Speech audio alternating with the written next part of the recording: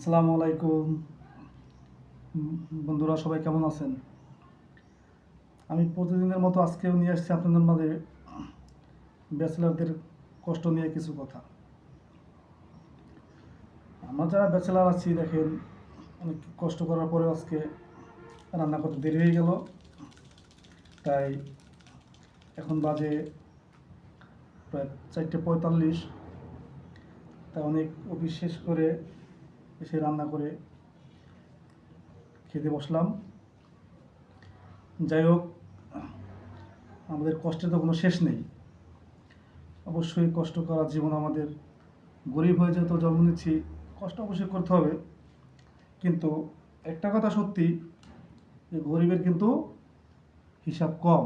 এটা আল্লাহ তালাই বলে দিয়েছে যে গরিবের হিসাব কম, আর যারা বড়লোক আছে এদের অবশ্যই হিসাব বেশি।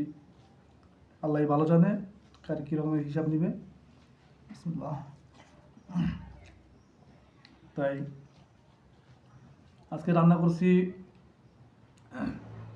ডিম, কুশি আর পটল। যাই হোক, রান্না করতে দেরি হলেও আজকে রান্নাটা খুব ভালো হয়েছে, স্বাদ হয়েছে।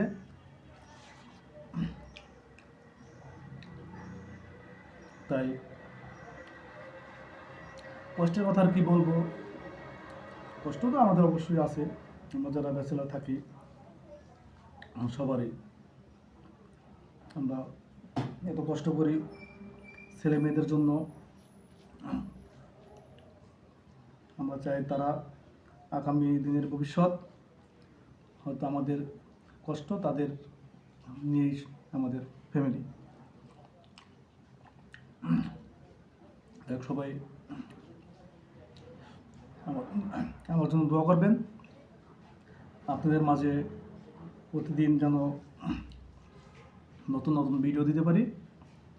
আর আপনারা যারা আছেন সবার জন্য আমি দোয়া করি। ঠিক আছে, সবাই ভালো থাকবেন। আল্লাহ হাফিজ।